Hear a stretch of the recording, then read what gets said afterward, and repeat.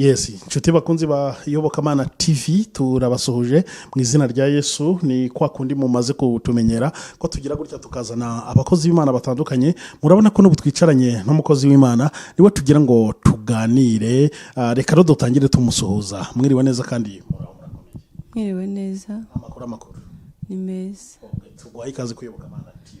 Murakoze kumikaze Imana umugisha. Kudusuhuje uyu mutumirwa wacu niko namwe aho muherereye hose tubasuhuje, yaba bari iburengerazuba, iburasirazuba, amajyepfo n'amajyaruguru by'igihugu cy'u Rwanda ndetse no mu mujyi wa Kigali turabasuhuje. Ni nako kandi dusuhuje nyine abari muri izo mpande zose z'isi, amajyepfo, amajyaruguru, iburengerazuba n'iburasirazuba. Dugiye dufite abakunzi mu bihugu bitandukanye, turabasuhuje tubifuriza umugisha w'Imana, tunabasaba yuko abatarakora subscribe ari akanya keza ko gusubscribinga Kuyobokamana TV ndetse no gukora kuri notification kugira ngo uko dushyizeho ibiganiro ujye uba mu wa mbere babibona. Reka rero tuze tuganira n'uyu mubyeyi nyine dutagira tumubaza amazina yiwe.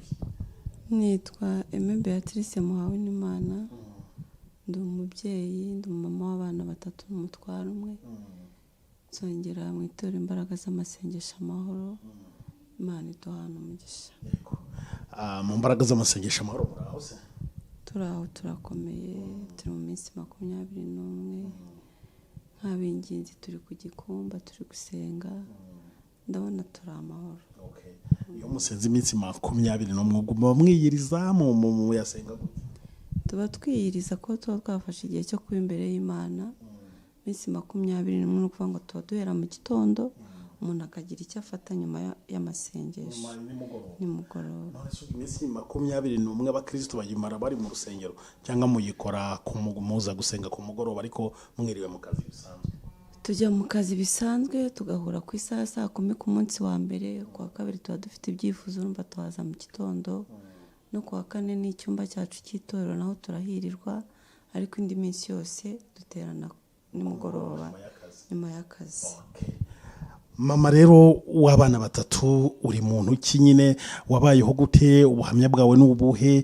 Muri iyi minsi turi gukunda kwikorera inkuru cyane cyane zihugura abantu bubatse, bamwe barasenya, amadivorce yabaye menshi, bamwe bati hari abasenya ku mpamvu zitumvikana, abandi batarabananirwa kwihangana, abandi bati hari abagore biyambuye kwihangana biyambika guhangana. Ibyo byose ni ibintu tuba tugenda tunyuramo. Noneho ubuhamya ushobora kuduhereza uko wubatse urugo bishobora kubera abandi uvuga butumwa rikomeye. Murakoze. Jewe nababwiye ngo nitwa Beatrice muhawe n'Imana. Ndi umubyeyi, ndubatse, mfite umugabo n'abana batatu. Nahamagaye gukorera Imana mu buzima busanzwe, nari umwarimu w'amashuri abanza, uko ni nabyo nigiye. Imana impamagara, yampamagaye numva narigaga 6e primaire, turimo dukora ikizami cya exeta, kumwe abana bakora ibizami bakavuga ngo basenge. Ubwo buryo twasenzemo nibwo Imana yampamagaye, ndakomeza ndabikurana, ariko bikagenda bicika kubera nuko nari ntarakura. Naje guhamagarwa neza rero mwaka 2011 nibwo nari mwarimu, nza guhamagarwa ngiye kubaka. Navuga ngo ninjira mu kintu cyitwa gusenga mu gihe nari ngiye kubaka urugo. Nsubiye inyuma gato, navukiye Cyangugu mu cyahoze ari komine Bugarama, aho naho nakiriye agakiza. Naje kuhakurwa n'urushako njya mu mujyi wa Gisenyi. Naje kuhagera rero ko tugiye kuvugana ku bigendanye n'ingo.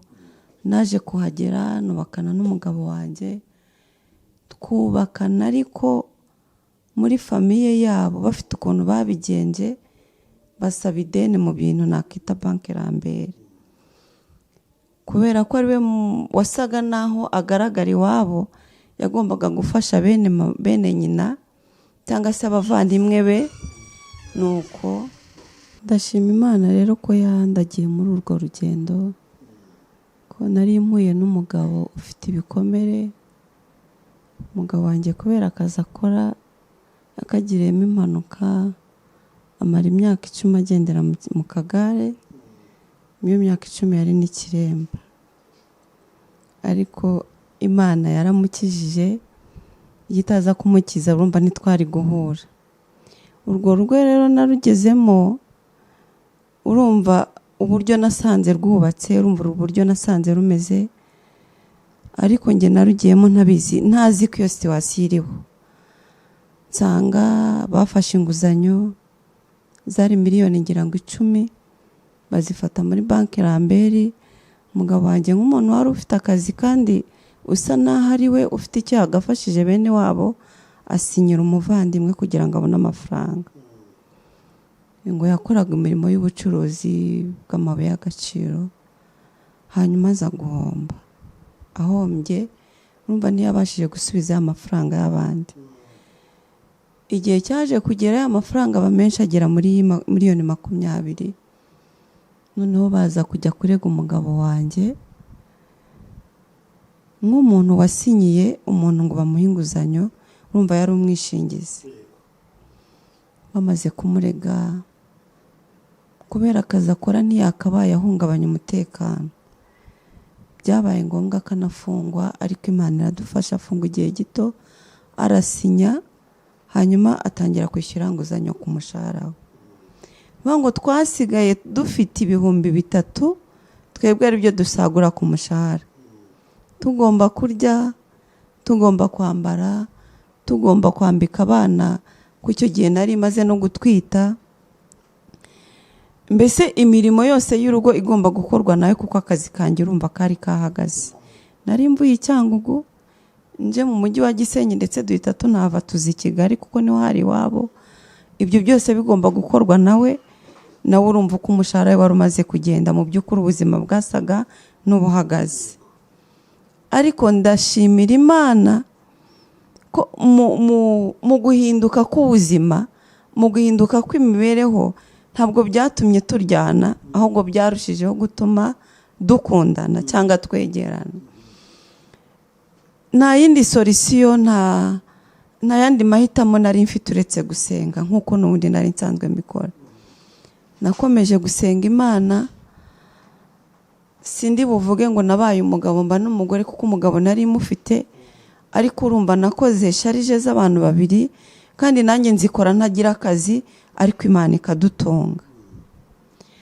Umugabo akagenda akabiyo, akumva adashaka kundeba mu maso, atekereje ubuzima yansizemo, kandi akabunshyiramo ntari nabizi. Ntitwabigiyemo inama, nisanze ari uko bimeze.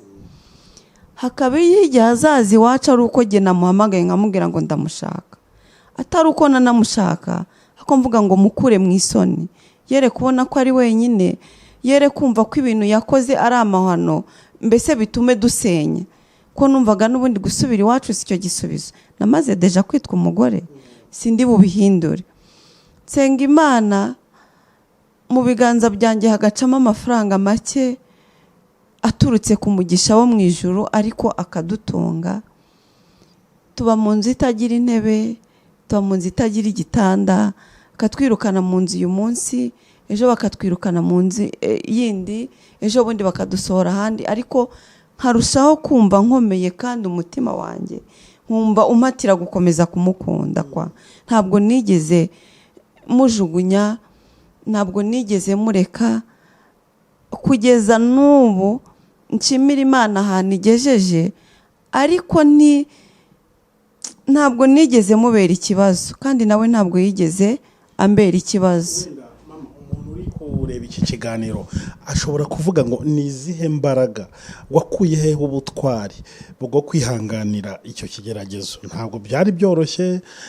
Umugabo murashakanye, usanze afite ideni yishyura rikomeye gutyo, kandi aryishyura nyuma mwarabanye, ntiwamuhinduka, ndetse ukavuga ati rimwe na rimwe hari igihe yagendaga kubera isoni, nkongera nkamuhamagara akagaruka. Ni iki cyagushoboje guhagarara gitwari gutyo ukabasha gutsinda urwo rugamba, n'ubu ukaba ushikamye mu rugo rwawe? Icya mbere nabanza kuvuga ngo n'imbaraga z'Imana. Icya kabiri, tuba twarakuriye ahantu hatandukanye, tuba twaragiye dukurira mu miryango itandukanye, tuba dufite uburere butandukanye. Nubwo n'ijambo ry'Imana riza, ariko burya riza kuzuza ubuzima we waciyemo cyangwa uburyo ki wowe wakuze. Dukurikije rero ahantu umuntu aba yaravukiye nuko yakuze, navuga ngo Imana iza yunganira umuntu cyangwa se kumenya Imana biza byunganira umuntu. Ntekereza ko nabishobojwe n'ubuzima nakuriyemo, n'umubyeyi wambyaye nuko yandeze n'indero yampaye, cyane ko nawe yarakijijwe ariko nkamwigiraho byinshi, kuko navuga ngo ari ikintu nakita karande, ariko buriya karande zibamo ibice bibiri, imbi n'inziza, byose ibintu biradukurikirana kwa. Uko nakuze rero nibyo byampesheje cyane gushobora kwihanganira ibyo bigeragezo. Ntekereza ko bishobora gukomera n'undi muntu wese wabyumva bitewe na situation y'ubuzima twari turimo, ariko Imana hamwe no kwihangana igenda imfasha, Imana imbaraga kugeza n'ubu. Nta gihe waba waragezemo ukumva bikubanya ikibazo, umugabo arakora agahembwa agasigarana bitatu, ntabwo umwe mwarigize mutongana wenda na gatoya uvuga ati hari umunsi nibuka byari byakomeye, cyangwa ni ikihe kibazo cyangwa situation yagukomereye cyane muri ubwo buzima wari urimo, cyangwa n'ubu ushobora kuba ukirimo, ku buryo uvuga ati ari Imana yampaye kwihangana ikansimbutsa ibyo nagiye mpura nabyo kubera icyo kibazo, ati hari ibyiringiro yuko n'undi mugore uri kureba iki kiganiro uri mu rugo uhura n'ibigeragezo bitandukanye, akabura wenda kwihangana cyangwa akaba yaragiye gusenya, wamukomeza ukamubwira yuko burya kubaka biba bigishoboka hirya y'ibibazo n'ibigeragezo umuntu ashobora guhurira nabyo mu rugo. Navuga ko ikintu cyagiye kinkomerera cyane, ariko ntabwo kigeze gituma ntongana nawe, oya. Ikintu cyagiye kinkomerera cyane naho twari tumaze kugira abana, umwana akaba yasonza, rimwe na rimwe ukabura ikintu umugaburira kandi uri umubyeyi we, birababaza. Ikindi nk'igihe nashoboraga kubyara nkaba namara iminsi 2 ataraza kundeba kubera ko yabuze uburyo ngeraho. Ibyo bintu byagiye binkomerera, rimwe na rimwe bikankomeretsa, ariko yaba ataranangiraho kagerageza kumpamagara, kagerageza kunyandikira, akamba hafi, bikantera imbaraga, bigatuma nkomera, nkavuga ngo ibyo ari byo byose uyu nguyu ubasha kwihanganira ubukene n'ubuzima bw'abagore tuzi hanze aha, nkurikije uko mureba n'uko muzi, nkurikije igihagararo cye, byarashobokaga ko nawe muri iyo situation y'ubuzima ahura n'umuntu umurangaza kugira ngo amwibagize ibibazo arimo, ariko akabyirengagiza, nkabona akomeza kuba hafi yanjye. Byagiye bintera imbaraga, ntabwo nigeze ngirana ikibazo nawe n'umunsi wa rimwe, ahubwo we kubera ko twabanye tutanahuje imyemerere, rimwe na rimwe hari imigisha dukura mu gusenga, abantu tudahuje imyemerere badashobora guhita bakanura ngo barebe. Rimwe na rimwe hari igihe ambazaga ati ariko bigenda biti, ibi bituruka he? Wenda bitewe n'uko yasanze twariye, nka cyagiye tubona twamubuze iwacu, nkamuhamagara ndagushaka, ndagukumbuye, umaze igihe, kambwira ati natike mfite, nkamubwira ndarifite, ndarigwa, ndagutegera ngwino, kambaza amafaranga uba yakuye he? Ariko ruto bitewe n'imico yagiye ambonana, bitewe n'uko twabanye, mbese n'imbuto nagiye mwerera, yagiye amenya ko muri nge hatuyemo undi muntu nshoboza gukora ibyo ntabashaga kwikoresha ngewe. Hari abagore cyangwa abantu bubatse bari kureba kino kiganiro, ni iyihe nama wahereza abadamu bari mu ngo wenda bageragezwa mu buryo butandukanye ariko bakabura kwihangana ndetse bikagera ubwo bari bagiye gusenya cyangwa barasenye? Hari inama ushobora kubagira cyangwa hari icyo ushobora kubabwira uhereye kuri ubu buhamya bwawe? Uhereye ku buhamya bwanjye, ndabufatikanya n'amagambo yo mu ijambo ry'Imana ari mu Migani igice cya 31 umurongo wa 10, aravuga ngo umugore w'imico myiza ninde wamubona, arusha cyane rwose Marijane igiciro, umutima w'umugabo we uhora umwiringira kandi ntazabura kunguka. ahora amugirira neza, ntabwo amugirira nabi igihe cyose akiriho. Nshatse twagarukira aha. Ntabwo kuba umugore mwiza bijyana n'uko umuntu afite amafaranga. Kuba umugore mwiza ntabwo bijyana n'uko umuntu ari mu rugo rwubatse neza. Kuba umugore mwiza w'ingeso nziza ntabwo biterwa n'uko umugabo we ari mwiza, ko birashoboka ko n'umugabo washobora kukubera mubi. Ibyo nabyo ntidukwiye kubyirengagiza. Ariko nagira inama umuntu wubatse kugerageza ku ruhande rwe, akera imbuto zikwiriye uwihane. Kabone nubwo yaba atarihana, ko tujya duhura n'abantu cyangwa se dufite n'ingo zubatse neza atari iz'abakozi b'Imana, ariko zubatse neza kubera ingeso nziza z'umugore. Ariko iyo umuntu yongeyemo ijambo ry'Imana biba byiza kurushaho. Ariko iyo ufite ingeso nziza muri wowe, ingeso nziza zirimo kubaha, ingeso nziza zirimo kwihangana, ingeso nziza zirimo kwakira abashyitsi, ingeso nziza zirimo kuba wabona umuntu uhikosa, kuko burya abantu babiri babana ntabwo ushobora kubura agakosa kuri mwene so, ariko ukamwegera, ukamuhanana umutima mwiza, ukamwereka ikosa.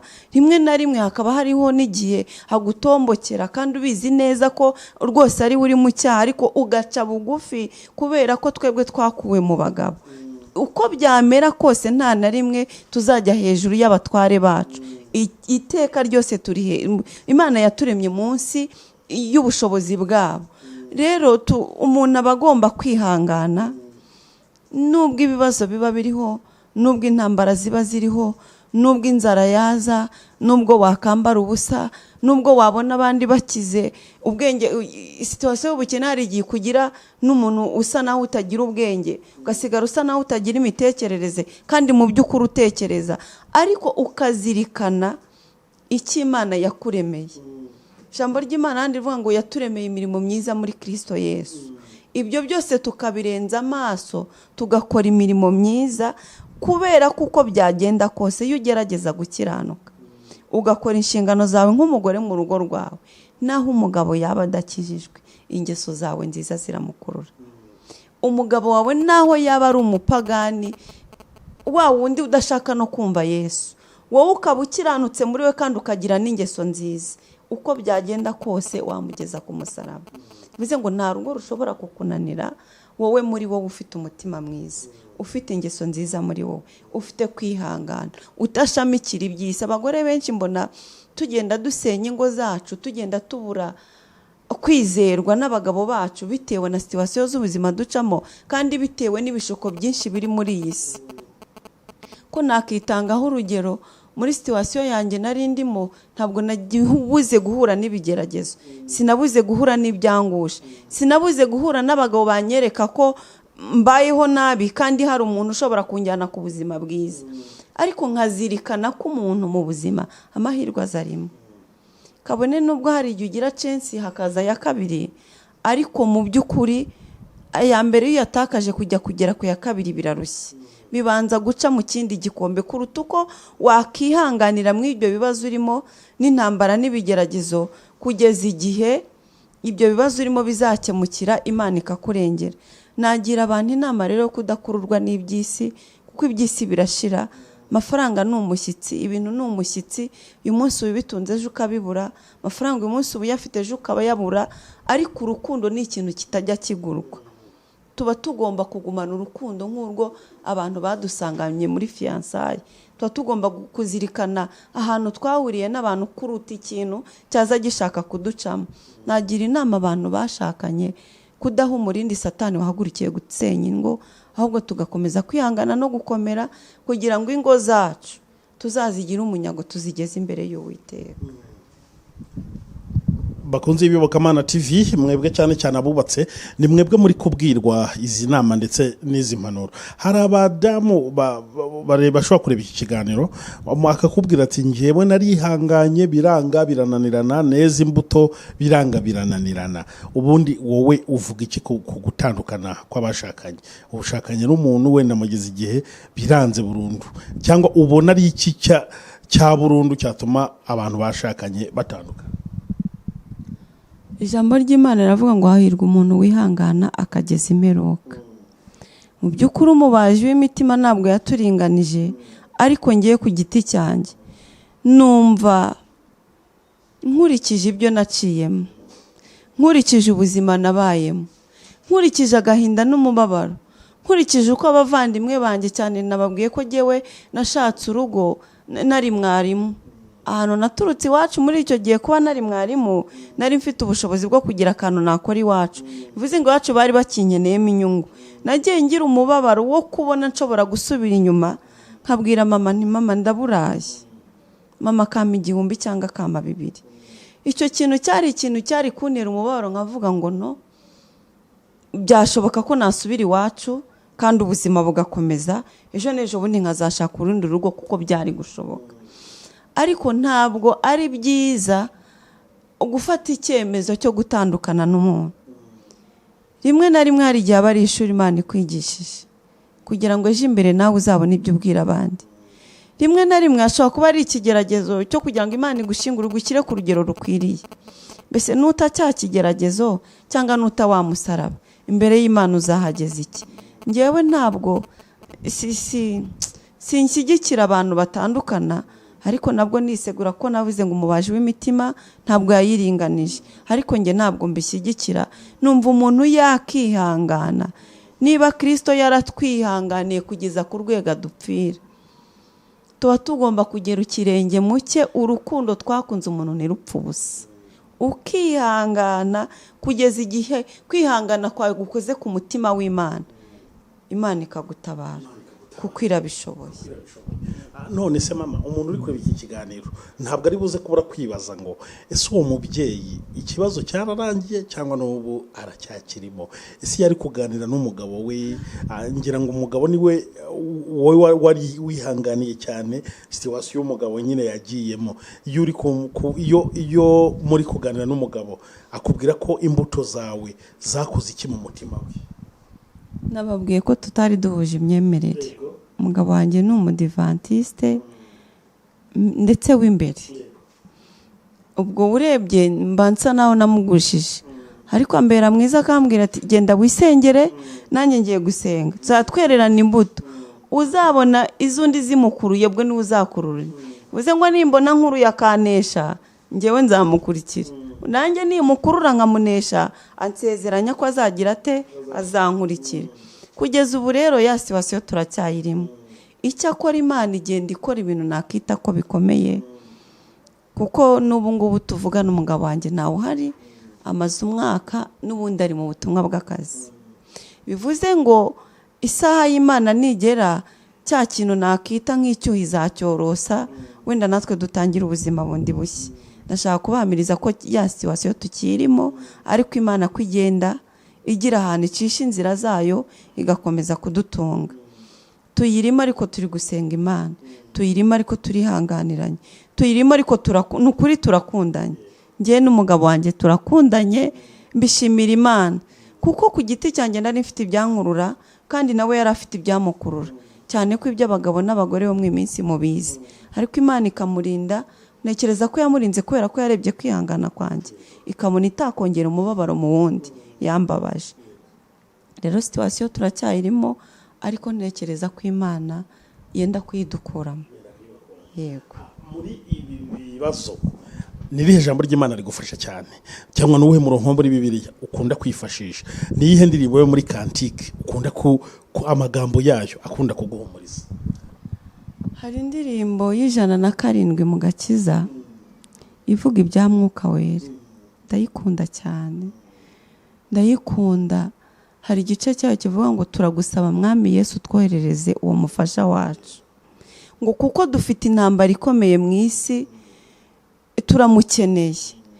Rofure ikavuga ngo dushaka uwo Mwuka Wera, ni Yesu wamutugeneye. Ikindi kikavuga ngo mu gihe ubona kutagifite urukundo, menya ko uwo mwuka yabonye kuyoborwa n'umubiri wawe, umusaba utigaruka.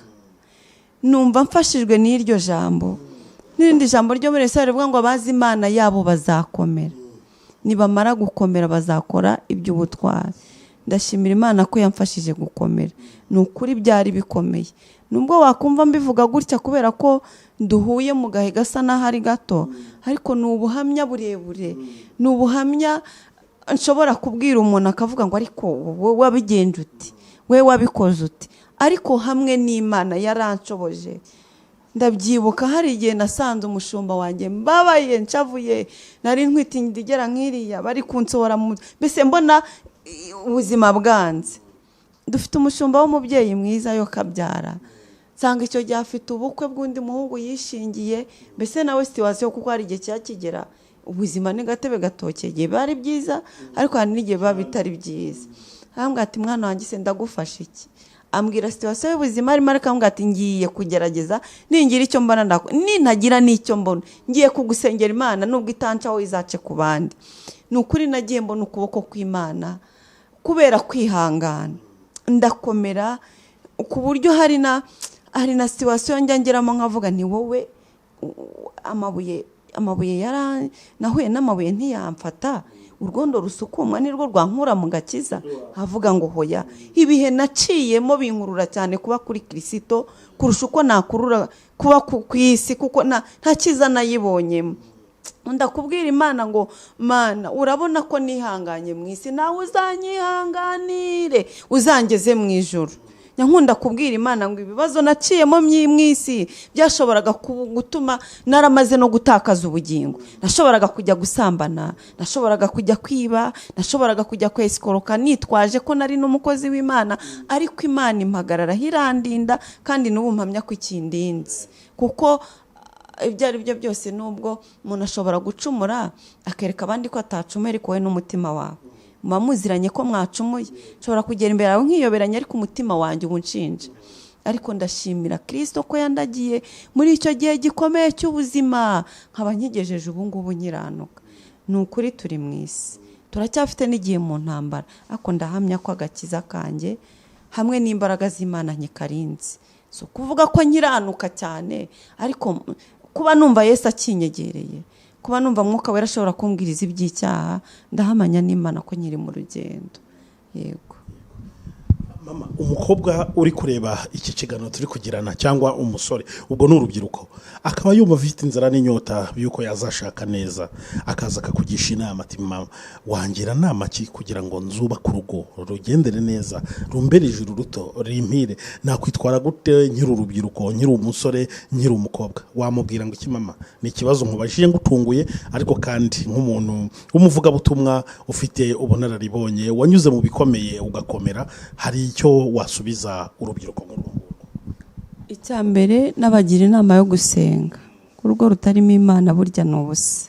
Icya kabiri, nagira umuntu wese ushaka kubaka urugo kutarwubaka agendeye ku bintu. Ibintu navuze ngo ni umushyitsi, uyu munsi ushobora kuba bitunze, ejo bikagenda. Ushobora gusanga umusore cyangwa umukobwa umukurikiyeho amafaranga, ejo ukayabura.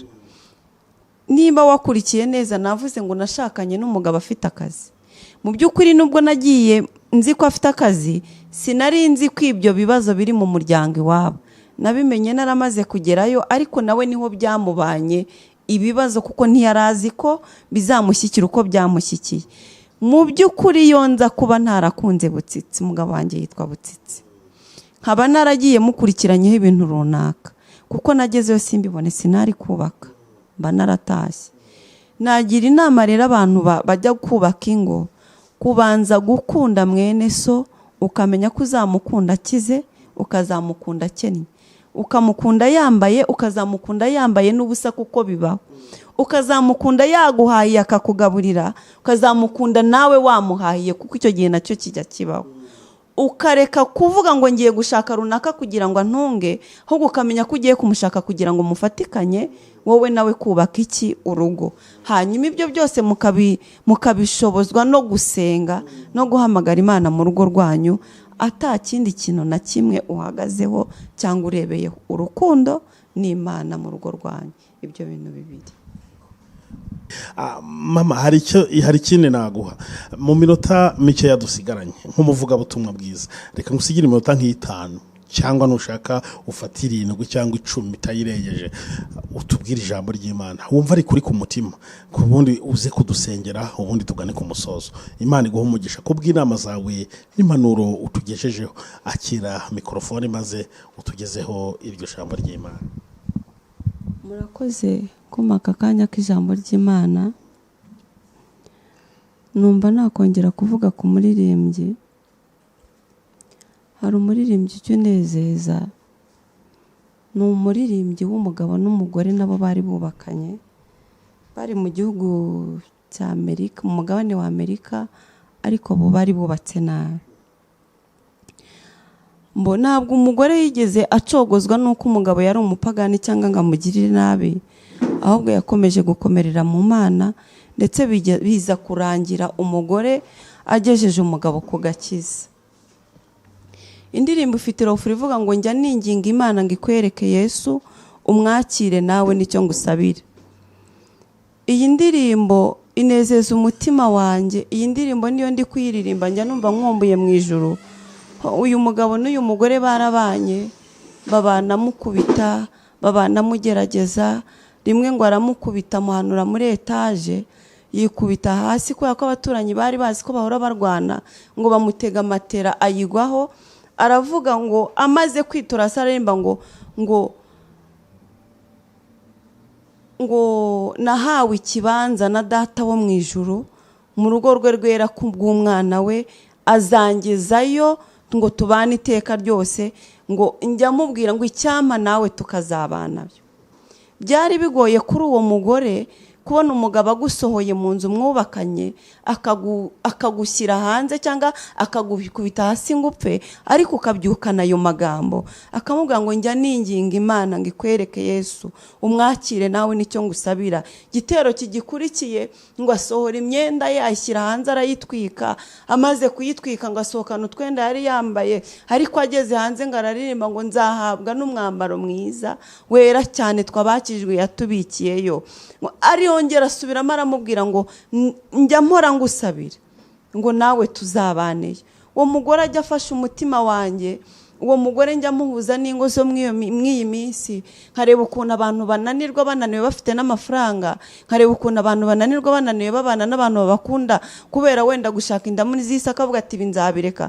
Uwo mugore ajya anyigisha cyane. Amaze kubwira uwo mugabo aramubwira ngo nzaha imyenda yanjye simaye agaciro kuyitwitse, kuko mu ijuru mfite umwenda Uwiteka yambikiye. Aravuga ngo nzahabwa n'umwambaro mwiza wera cyane twebwe abakijijwe yatubikiyeyo. Ngo ahubwo njya mvuga ngo njya ngira amatsiko nka wifuza, ariko nkasaba Imana ngo icyama ngo nawe uwo mwambaro uzawambare, nubwo itwitse yanjye mu isi, nubwo mu isi tutabanye neza, nubwo mbona Satani agenda atera urugo rwacu, ariko icyama ngo nawe uwo mwambaro uzawambareho. Igice cya nyuma gikurikiye, umugabo yaramurebye, areba ibyo yamukoreye, areba uko yagiye amukubita, areba uko yamujugunye hanze, areba uko yamwambitse ubusa akamutwikira imyenda, areba ukuntu umugore yagiye yihangana. Aravuga ngo nanjye ndumva mpindutse. Abwiye umugore ngo arahindutse. Umugore amuririmbira igitero cyiza, aravuga ngo numara kumwemera, niba umaze kumwemera nk'umukiza wawe, umuhamye mu bandi ibyo yagukoreye. Mubwire uko wankubitaga, mubwire uko wanyambitse ubusa, mubwire uko wasindaga, ubabwire uko wajyaga mu bagore, mbese ubabwire byose, ubabwire ahantu uvuye kugira ngo nabo bahamagarire kuza he kuri Kristo. Ndavuga ngo numara kumwemera nk'umukiza wawe, muhamye mu bandi ibyo bagukoreye, ngo abandi nabo bahishirirwe ibyo banga, bamenye ubwo buntu nawe wagiriwe. Asoza arimba ngo njya ninginga Imana ngo ikwereke Yesu umwakire nawe nicyo ngusabira. Nanjye ndinginga abantu batwumvaga ngo bakire Yesu, bamwakire, abagirire neza, abatabare, abubakira ingo z'amahoro, atitaye aho baciye, atitaye aho banyuze, atitaye ku bihe barimo, ahubwo abubakire kuko ari umwami w'amahoro. Murakoze. Mana data wa twese ushobora byose, turagushimiye ku bw'aka kanya keza waduhaye, akanya k'umugisha, akanya tutagambiriye, akanya tutatekerezaga, ariko kubera kuri Imana yatubumbye ikabituzi, n'uyu munsi ibingibi wari uzi ko biri butambuke. turagushimira ko wabanye natwe, turaguhimbaje Uwiteka Imana gutumye tugera ahantu nk'aha ngaha. Izina ryawe nirihabwe icyubahiro. Turasenze Mana ngo abantu hirya no hino, haba mu gihugu cyacu no hanze, abumvise aya magambo yo mu kanwa kanjye, abumvise ubuhamya natanze, abumvise izi nyigisho, ndakwinginze Uwiteka ngo zigire ahantu zibakura, zigire naho zibajyana, zigire urwego zibakuraho, zigire aho zibatereka. Kandi ndagutabaje ngo ubwo Satani yahagurukiye ingo z'abera, nawe uhagurukire kubarwanirira. Abagore ubuzuza urukundo, abagabo ubuzuza urukundo. Bana muri no minsi barananiranye, ariko ndakwinginze ngo mwuka wawe w'imbaraga nyinshi asura abana, kuko urugo ni ikintu kigizwe n'abantu batatu, ni umugore n'umugabo ndetse n'abana, bakubaka icyo bise umuryango. Wubaka imiryango yo muri iyi minsi, cyane cyane abo mu nzu z'abera, ko ni twebwe Satani ahiga, ni twebwe agenza kugira ngo aza gutungira urutoki ngo akubwire ngo wababonye. Ariko ndasenze ngo gusenga kwanjye kumvikane, ijuru rikinguke, neza y'Imana igaragare, ubuntu bwawe buganze kandi busabe. Wubakira abera, wubakira abera Kristo. Abantu bari baramaze gusenyuka, wongere ububake. Bari baramaze gutandukana, wongere ubashyiremo imitima y'urukundo. Kandi ingo zazegajegaga, izo ngizo uzubake, izegerezaga ku musozo uzisukemo imbaraga zawe, ubuntu bwawe busage. Natwe tuzajya tuvuga kuri Imana itwubakiye. Turacecetse ntuceceke, dutuje ntutuze, ahubwo ukomeze ugendagende mu ngo z'abera. Tubere Imana, tukubera abana, mu izina ryawe Yesu urakoze, amen. Bakunzi b'Iyobokamana TV, mwumvishe impanuro z'uyu mubyeyi zirakomeye. Reka rero tugushimire tuvuga ngo Imana idakiranirwa ngo yibagirwe imirimo y'abera, iguhereze umugisha cyane, inagukomeze kandi mu muhamagaro mwiza wivuga butumwa yaguhaye. Kandi noneho hari abantu bashobora gushaka kukuvugisha, bakubaza ibintu byinshi bitandukanye no mu bundi buryo bwose butandukanye nk'umukozi w'Imana. Reka utange nimero za telefone umuntu wagushaka ashobora kukubonaho. Wakoze cyane kutuganiriza. Murakoze. Telefone yanjye ni 0788 23 0075. 0788 23 0075. Murakoze.